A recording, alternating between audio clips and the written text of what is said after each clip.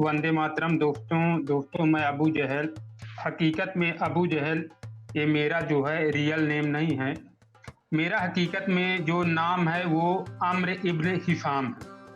अबू जहल दोस्तों ये जो हुजूर थे मोहम्मद, ये मेरी एक तरह से इन्होंने कुनियत बना दी। कुनियत दोस्तों ये अरबी परंपरा के मुताबिक जो माता पिता का संबंध जब बेटा बेटी से जोड़ा जाता है तब उसको कुनियत कहती।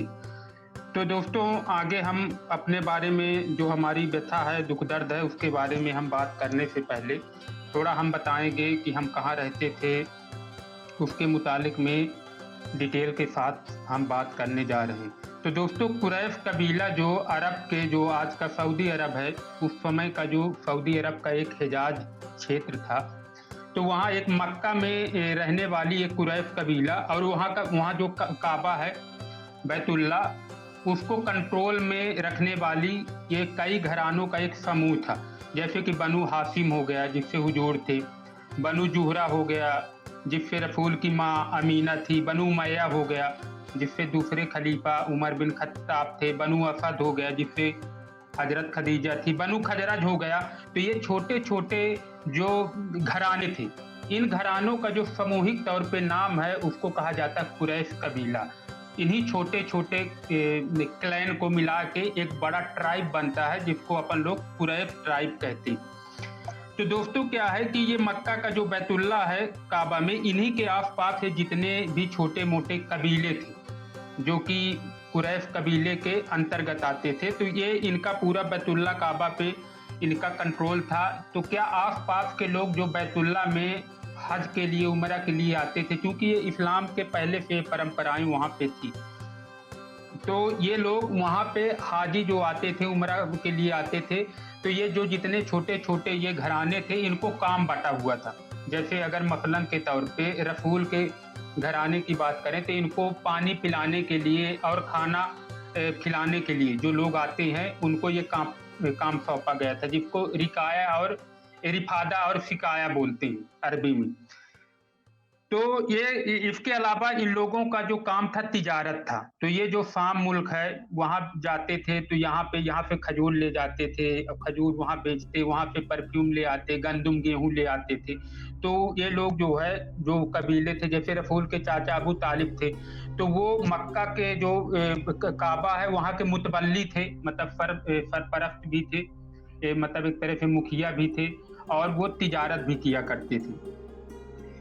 तो ये शाम भी जाया करते थे 6 महीने, और 6 महीने ये जो है हिजाज के जो आप कहा जाए पूर्व में जो यमन पड़ता है वहां भी जाया करते थे।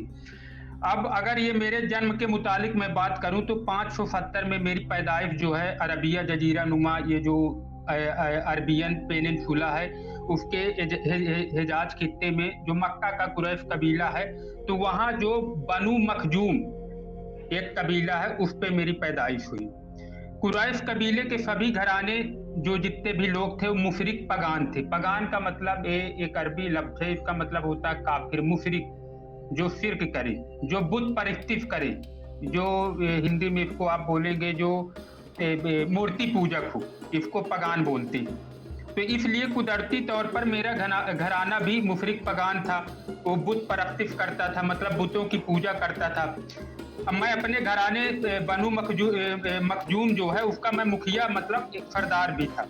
मुझे पूरे आलम इस्लाम में दोस्तों, ये जितने इस्लाम की पूरी दुनिया है वहाँ दावा किया जाता है कि मैं जो हुजूर का कट्टर दुश्मन था, क्योंकि मैं मोहम्मद की जो हुजूर थे उनकी बेतुकी, उनकी गैर मंतकी नामाकूल बातें जो करते थे उसको मैं बकवास बताता था, बकवास खुद मानता था।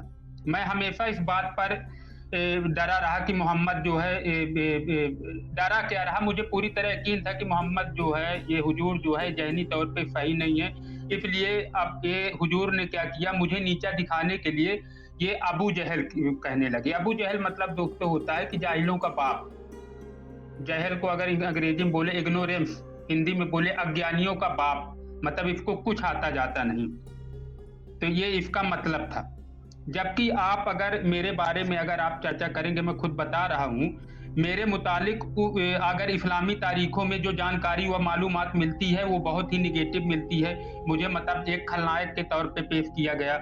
मुझे मोहम्मद का सबसे कट्टर दुश्मन बताया जाता है कि मैं मोहम्मद के खिलाफ झंडा बरदारी कर रहा था और जो शुरुआती मुसलमान जो बने थे उनके खिलाफ मैं खड़ा था। तो एक तरह से देखा जाए इस्लाम में मुझे मोहम्मद और जो उसके सहाबा थे, सहाबा उनको कहा जाता है जो मोहम्मद के जिन्होंने इस्लाम ला लिया था और मोहम्मद के साथ रहते थे। तो मेरे पे आरोप एक इल्ज़ाम लगाया जाता है कि मैं मोहम्मद व सहाबा का मतलब एक तरह से उनसे बैर रखता था, उनका कट्टर दुश्मन था। इस बात पे दोस्तों मैं दर हकीकत बताऊँ दूर-दूर तक कहीं सच्चाई नहीं।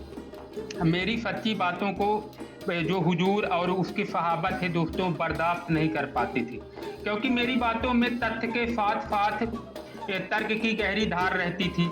ऐसे में मेरी सवालों का जवाब देना दोस्तों उनके लिए आसान नहीं रहता था।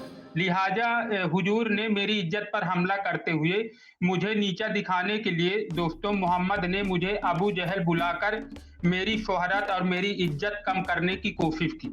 साथ ही मुझे जो पूरा इस्लाम का जो उम्मत है तो मुझे उसका फिरौन भी बताया गया कि ये जो है फिरौन है, ये बकवास करता है, जबकि मैं हमेशा सच बोला करता था। उसके सबूत मैं आपको आगे भी अपनी बातों में मेरी बातों में आपको दिखेगा।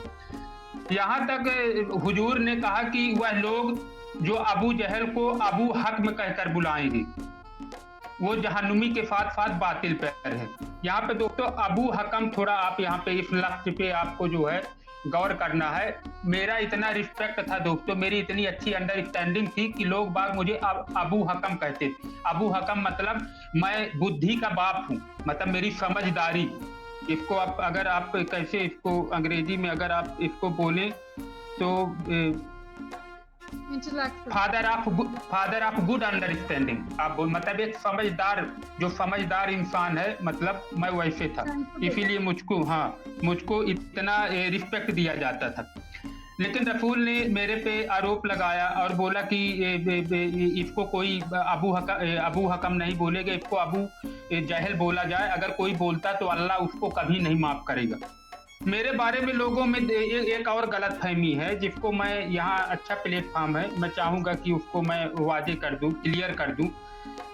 लोगों को गलतफहमी है कि मैं हुजूर का मतलब मोहम्मद का मैं चाचा जान मतलब चाचू था, जैसा कि अबू लहब भी शख्स थे, तो वो तो चाचा थे लेकिन मैं उनका चाचा नहीं था दोस्तों, ऐसा बिल्कुल नहीं है।